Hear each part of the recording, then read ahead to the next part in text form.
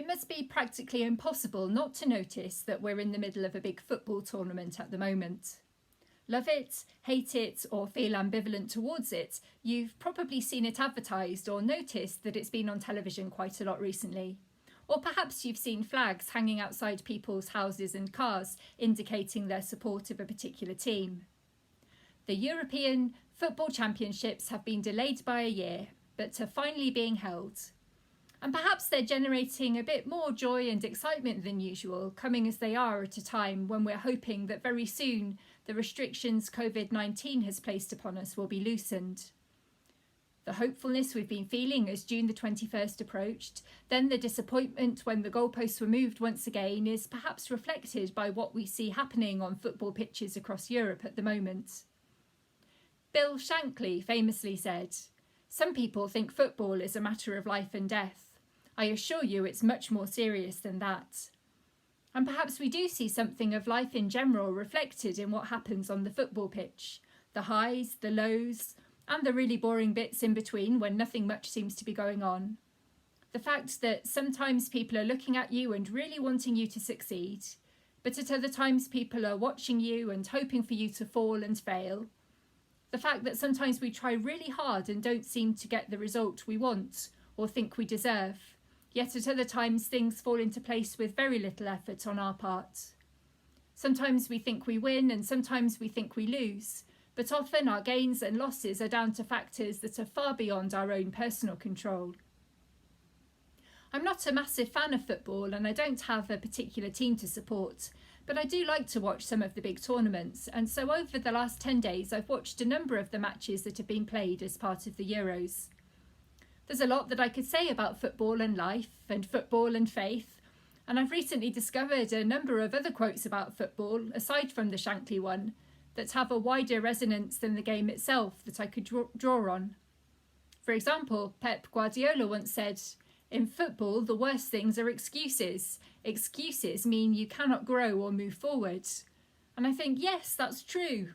If we're making excuses about anything, then we're not taking responsibility. And if we're not taking responsibility for mistakes we may have made, then we can't learn from them.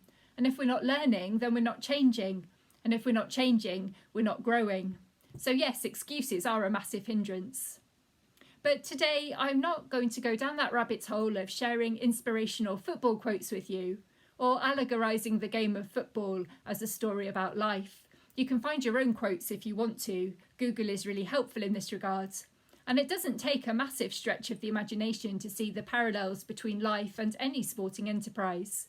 Even St. Paul wasn't averse to drawing on a sporting metaphor from time to time.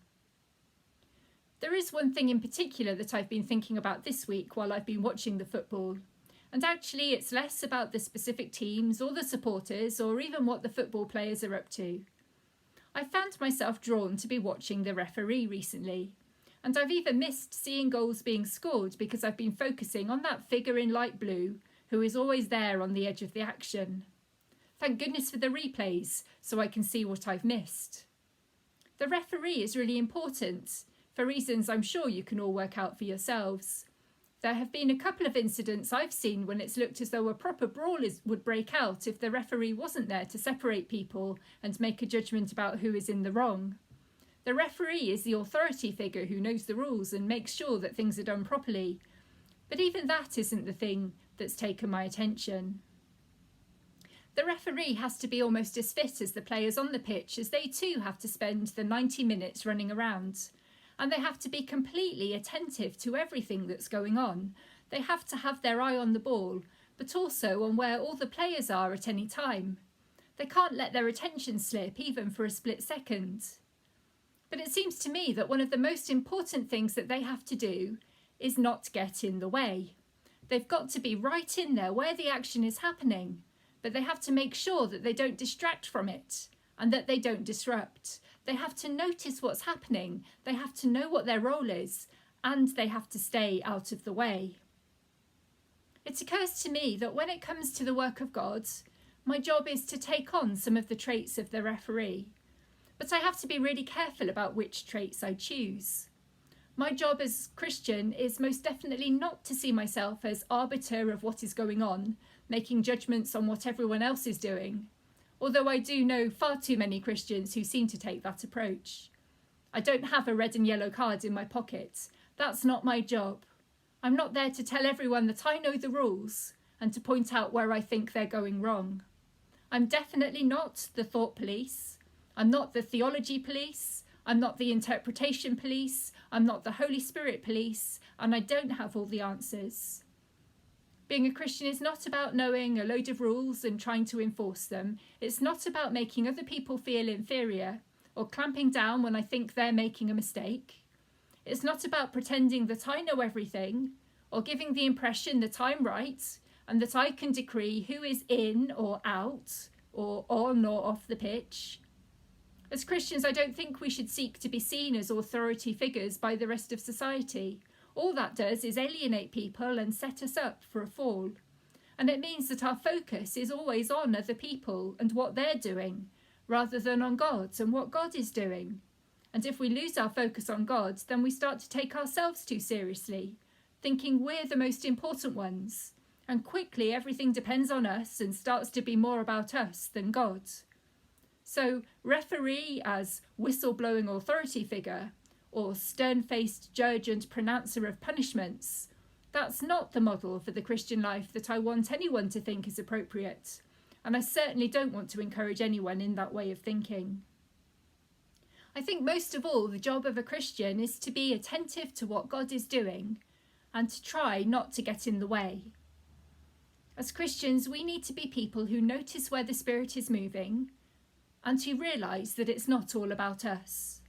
This means looking all around us and not being so stuck in the church or the Bible that we fail to see where God is really doing something somewhere else. We are not the centre of attention, the heart of the action, but we know who is. And we're always looking, always seeking to discover where the Spirit is at work and to make sure that we're not an obstruction, hindering and constraining the life of the Spirit or tripping up anyone else as they seek to follow Jesus.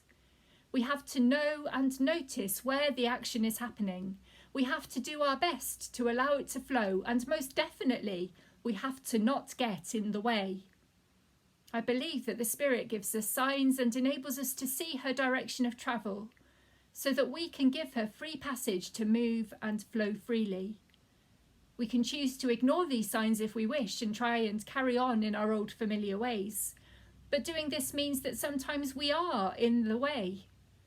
Then the Spirit will have no hesitation in bypassing us and moving around us in order to enact the plans and purposes of God, and will be left behind.